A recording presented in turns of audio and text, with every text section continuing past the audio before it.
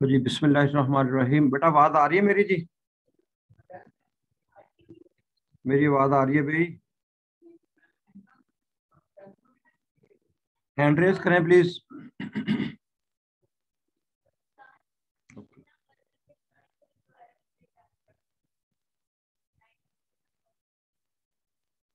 बिस्मिल्लाहिर्रहमानिर्रहीम। आज हम स्टार्ट कर रहे हैं actually measurement of dipole moment.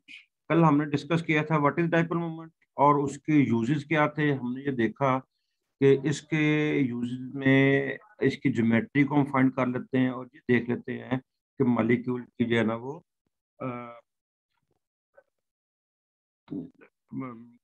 किस हद तक उसके अंदर जो है ना पोलैरिटी मौजूद है, किस हद तक उसके अंदर जो है ना नेगेटिव और पॉजिटिव चार्जेस जो है ना किस हद तक वो पोलर है। अच्छा, जब हम बात करते हैं polarization of molecule, polarization of molecule से मुराद ये है कि एक्चुअली हमने करनी मेजरमेंट, लेकिन उससे पहले चंद एक बातें आपसे शेयर करना चाह रहा हूँ ताकि आपको ये साथ साथ समझ आती जाए। पोलराइजेशन ऑफ मॉलिक्यूल से मुराद ये है कि उसके ऊपर जो पॉजिटिव और नेगेटिव चार्जेस हैं वो एक दूसरे से सेपरेट हुए हुए। यानी सेपरेट से मुराद ये है कि एक एंड पे पॉजिटिव चार्ज हो और एक एंड पर क्या हो, नेगेटिव चार्ज हो। जैसे HCl की कल मैंने एग्जांपल दी थी आपको कि HCl मॉलिक्यूल जो है उसके अंदर जो है वो पोलराइजेशन हो जाती है। उसका पॉजिटिव एंड H पॉजिटिव होता है और उसका नेगेटिव एंड जो है क्लोरीन पर Cl नेगेटिव होता है। आम हालात में जब मॉलिक्यूल, अगर आपके पास एक न्यूट्रल मॉलिक्यूल है, ये उसकी ओरिजिनल स्टेट है, ठीक है। उसके सेंटर में जो है ना वो पॉजिटिव चार्ज मौजूद है और सराउंडिंग में उसके क्या इलेक्ट्रॉन मौजूद है। जब हम उसको दो प्लेट्स के दरमियान में रख दें, ठीक है जी, तो एक पॉजिटिव प्लेट और नेगेटिव प्लेट, तो मॉलिक्यूल ये शेप इख्तियार कर देता है। उसका पॉजिटिव पार्ट जो है वो एक एक नेगेटिव की तरफ चला जाएगा और नेगेटिव पार्ट जो है ना वो पॉजिटिव की तरफ चला जाएगा, यानी पॉजिटिव इस तरफ चला जाएगा और जबकि नेगेटिव पार्ट जो है ना वो इसका इस तरफ मूव कर, ठीक है जी। तो in the presence of electric field, तो ये उसकी क्या होगी, ये उसकी पोलराइजेशन हो। तो पहली स्टेट जो ऊपर वाली मैंने बताई वो क्या है, वो है उसकी ओरिजिनल स्टेट। नीचे वाली स्टेट क्या है उसकी, जो है वो ये पोलराइज स्टेट है। और जो नीचे वाली स्टेट है इसको हम कहते हैं इंड्यूस्ड पोलराइजेशन। इंड्यूस इसलिए कहते हैं, हमने उसके अंदर पोलराइजेशन प्रोड्यूस की है, हमने पोलराइजेशन उसके अंदर प्रोड्यूस की है, इसलिए हम कहते हैं ये इंड्यूस्ड पोलराइजेशन है, ठीक है। पहले पोलराइजेशन नहीं थी, पहले उसके ऊपर चार्जेस सेपरेट नहीं थे। अब उनको हमने इलेक्ट्रिक प्लेट्स लगाने के बाद उनके ऊपर जो हमने क्या कर दिया, उनको एक दूसरे से सेपरेट कर दिया है। पॉजिटिव एक तरफ चला गया, नेगेटिव एक तरफ चला गया, ठीक है जी। अच्छा, अब ये जो मैंने अभी आपसे बात की कि हमने उसके अंदर पोलराइजेशन जो है ना वो इंड्यूस की है, तो तो इसमें जो इंड्यूस्ड पोलराइजेशन हो गई है, इसकी वजह से जो डाइपोल मोमेंट पैदा होगा वो इंड्यूस्ड डाइपोल मोमेंट होगा, क्योंकि उसका अपना परमानेंट डाइपोल मोमेंट नहीं था, वो हमने उसके अंदर इंड्यूस किया। और उसका फार्मूला जो हमारे पास आएगा, उसका फार्मूला है जी ये, ठीक है। इंड्यूस डाइपोल मोमेंट का फार्मूला ये है। इसमें म्यू आई इंड्यूस डाइपोल मोमेंट है, म्यू को डाइपोल मोमेंट को शो करता है, आई इंड्यूस को शो कर रहा है। अल्फा जो है उसकी कि पोलराइजेबिलिटी या किस हद तक मॉलिक्यूल के को पोलराइज किया जा सकता है। और एक्स जो है ना वो इलेक्ट्रिक फील्ड की स्ट्रेंथ है कि हमने जो इलेक्ट्रिक फील्ड लगाया है वो 2 वोल्ट लगाया है, 5 वोल्ट लगाया है या कि 10 वोल्ट लगाया है। तो इंड्यूस्ड पोलराइजेशन क्या है, उसका फॉर्मूला आपने जेब में रखना है, mu I is equal to alpha into X, ठीक है। बात चूंकि हो रही है इलेक्ट्रिक चार्जेस की, तो आपने फिजिक्स में सेकेंडरी की फिजिक्स के चैप्टर 1 में पढ़ा था कूलम्स लॉ, मैट्रिक में भी पढ़ा है आपने, जिसमें कहता है जी electric force is equal to proportional to the multiplication of the charges and inversely proportional to the square of the distance between them. इसके अंदर एक टर्म यूज होती है डाई इलेक्ट्रिक, जिसे हम कहते हैं permittivity of the vacuum, epsilon. वो आगे यूज होगा इसलिए मैंने उसको थोड़ा सा आपको बता दिया है। Dielectric of the medium या परमिटिविटी ऑफ द मीडियम, इसको हम कहते हैं कि जिसको हम एप्सिलॉन से शो करते हैं। सिर्फ एक एप्सिलॉन जो होता है ये आपने इस किस्म का जो है ना वो ये पढ़ी हुई है। FSC में जब पढ़ा था तो ये एप्सिलॉन नॉट पढ़ा था, permittivity of free vacuum. Permittivity of free vacuum, और एक था ई आर आपने पढ़ा था, वो था रिलेटिव परमिटिविटी। इसका मकसद सिर्फ बताने का यही है कि आपको थोड़ा सा रिवाइज हो जाए। अच्छा, ये तो थी इंड्यूस्ड डाइपोल मोमेंट के हमने उस मॉलिक्यूल के अंदर जो है डाइपोल मोमेंट को इंड्यूस कर दिया। अब आगे हम जो देख रहे हैं वो है ओरिएंटेशन पोलराइजेशन, यानी एक मॉलिक्यूल जो पहले ही से पोलराइज्ड स्टेट में है, यानी ये मॉलिक्यूल पहले से पोलराइज्ड स्टेट में है, जैसे HCl का मॉलिक्यूल था ये।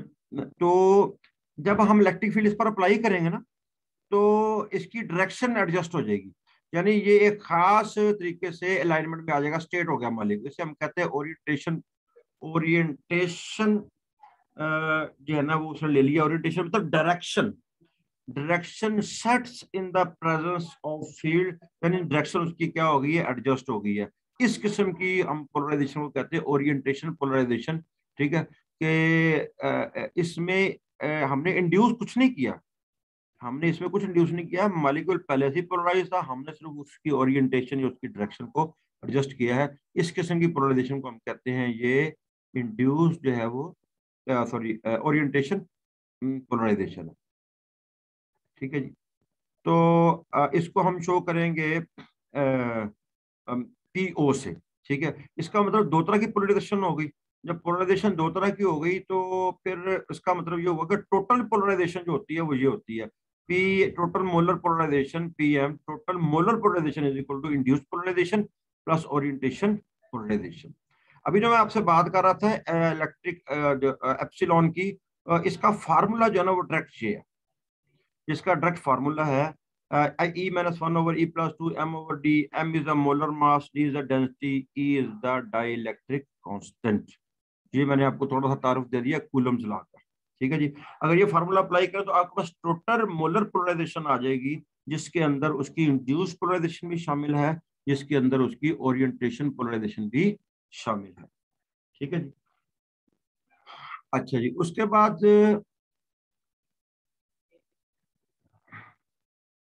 हमारे पास आ जाता है इंड्यूस्ड पोलराइजेशन का, और उनका फार्मूला कौन कौन सा बनेगा। ठीक है जी। और अगर हम गौर से देखें तो हमारे पास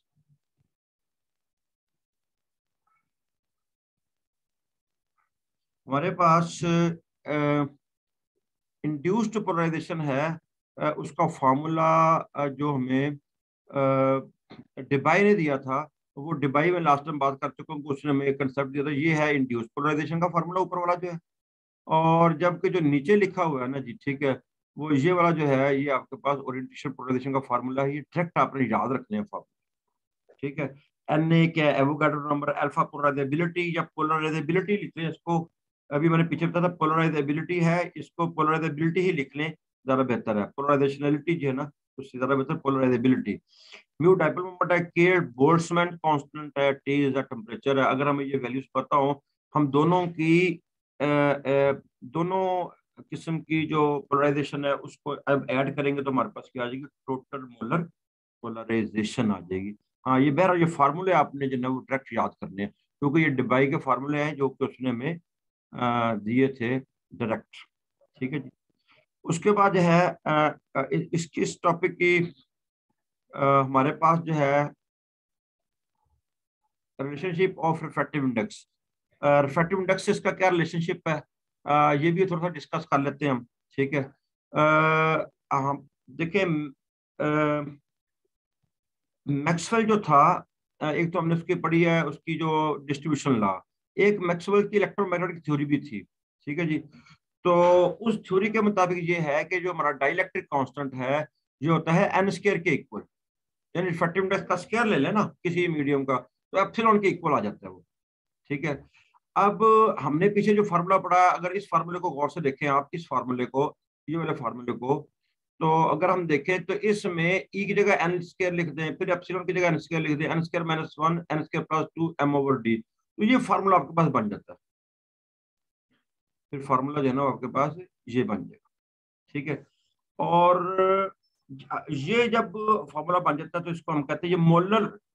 ठीक है, ये हमारे पास उसकी जो है रिलेशन बन जाता है between dielectric constant and refractive index. ठीक है जी। तो उसको हम कहते हैं ये उसकी मोलर रिफ्रैक्शन है। अब ये उसकी जो फार्मूला बन जाएगा, ये उसका मोलर रिफ्रैक्शन का फार्मूला बन जाएगा हमारे पास, ठीक है। और इसका मतलब फिर ये हुआ, यही फार्मूला तो हमारे पास जो है वो इंड्यूस्ड पोलराइजेशन का भी फार्मूला यही था। इंड्यूस्ड जो पोलराइजेशन थी, ये जो मैंने अभी ऊपर आपको बताया है, ये इंड्यूस्ड पोलराइजेशन थी, ये इसके साथ सॉरी टोटल मैग्नेटिक पोलराइजेशन थी। तो अगर इन दोनों फार्मूलों को हम अगर कंबाइन करें तो हमारे पास जो रिलेशनशिप जो नजर आता है ना जी, वो ये आएगा, ये रिलेशनशिप हमारे पास फाइनल बनेगा, ठीक है। ये हमारे पास जो है वो रिलेशनशिप अब आपके पास आ जाएगा। और अगर हम इसको थोड़ा सा मजीद देख लें, ठीक है, तो हमारे पास अब जो नई शक्ल आएगी फॉर्मूले की, वो आएगी ये, वो हमारे पास जो नई नई फॉर्म आ जाएगी वो ये आ जाएगी, मोलर पोलराइजेशन, ठीक है जी, इज इक्वल टू हमारे पास है कि टोटल मोलर पोलराइजेशन जो है वो हमारे पास ये है। और अब पी आई जो है, जो इंड्यूस पोलराइजेशन थी, उसकी जगह हमने आर मोलर रिफ्रैक्शन लिख दिया, और साथ उसके क्या आ गया हमारे पास जो है ना, वो उसकी ओरिएंटेशन पोलराइजेशन आ गई। तो ये रिलेशनशिप है बिटवीन मोलर फ्रैक्शन एंड जो है ना वो टोटल मोलर पोलराइजेशन के दरमियान। उसके बाद अगर हम बात करें तो अब हमारे पास ये सारा हमने जो डिस्कशन किया, इसका मकसद ये था कि आपको जो इसका मेथड है for the measurement of dipole moment, वो थोड़ा सा समझने में आसानी हो जाए, ठीक है। इसके दो मेथड है मेजरमेंट ऑफ डायपोल मोमेंट, एक है वेपर टेम्परेचर मेथड, एक है रिफ्रैक्शन मेथड, ठीक है। जो वेपर टेम्परेचर मेथड है उसके अंदर हम देखते हैं कि हमारे पास जिस लिक्विड का हमने डायपोल मोमेंट फाइंड करना, तो उसके हम वेपर बना लेते हैं एक खास टेम्परेचर पर। जब वेपर उसके बन जाते हैं तो क्योंकि वो वेपर बन जाते हैं, अब मालिक्यूल इतने क्लोज नहीं है कि उनके चार्जेस, एक मालिक्यूल का चार्जेस दूसरे मालिक्यूल को क्या कर सके, इफेक्ट कर सके। अब वो एक दूसरे को इफेक्ट नहीं कर सकते, ठीक है। इसका मतलब ये है कि अब जो टोटली मालिक्यूल का डायपोल मोमेंट होगा, वो उसका मालिक्यूल का डायपोल मोमेंट उसका अपना ही होगा, ना कि नेबरिंग मालिक्यूल उसको इफेक्ट कर रहा होगा, क्योंकि हमने उसको गैसियस स्टेट में ले आए हैं, ठीक है। फिर हम उसका टोटल जो है ना वो टोटल मैग्नेटिक जो है ना पोलराइजेशन कैलकुलेट कर लेते हैं, ये फार्मूला हमारे पास बन जाता है। इसको हम थोड़ा सा अरेंज करें तो हमने इसके अंदर ये जो टेम्परेचर टी था ना, ये वाला, ये जो टेम्परेचर टी है, इसको 1/T करके लिख लिया, बस इतना इसको एडजस्ट किया हमने, इसको हमने 1/T करके लिख लिया। अच्छा, अब आपके पास ये जो इक्वेशन है जो आपको इस वक्त सामने नजर आ रही है, ठीक है जी, ये जो इक्वेशन है इसको अगर मैं दोबारा एडजस्ट करूं तो सिर्फ एक बात करके मैं इसको कंक्लूड कर रहा हूं जी, ठीक है, कि इस इक्वेशन में ना, यहीं से हम कल स्टार्ट करेंगे क्लास को। इस इक्वेशन में हमारे पास ये जो पी एम है ना, पी एम, ये हमारे वाई का किरदार अदा कर रहा है। तो मैंने लास्ट टाइम से बात की थी कि हमारे पास ये straight line equation of y, ठीक है जी, y is equal to y is equal to, ठीक है जी, वाई इज इक्वल टू, मैंने आपको बताया ये जो ये है, ये हमारा वाई है, ये वाई है, इज इक्वल टू, ये जो हमारा फैक्टर है ये वाला, ये हमारी स्लोप है एम, ये हमारा एक्स है, और ये हमारा क्या, ये हमारा सी, ठीक है जी। ये हमारा क्या, ये एम है, ये हमारा एक्स है, और ये प्लस था, और ये हमारा पास क्या गया, सी आ गया। अब आपको पता लग गया वैक्सीज पर हम क्या लेंगे, वैक्सीज पर मोलर पोलराइजेशन लेंगे, हम प्लॉट करेंगे इसको, और एक्स एक्सिस पर क्या लेंगे, 1/T लेंगे, उस जो लाइन आएगी उसकी स्लोप, ये उसकी स्लोप आ जाएगी, और ये उसका वाई इंटरसेप्ट होगा। चलो कल यहीं से हम स्टार्ट करेंगे। यहां तक अगर आपको कोई क्वेश्चन है तो मुझसे शाबाश बात कर, जी शाबाश।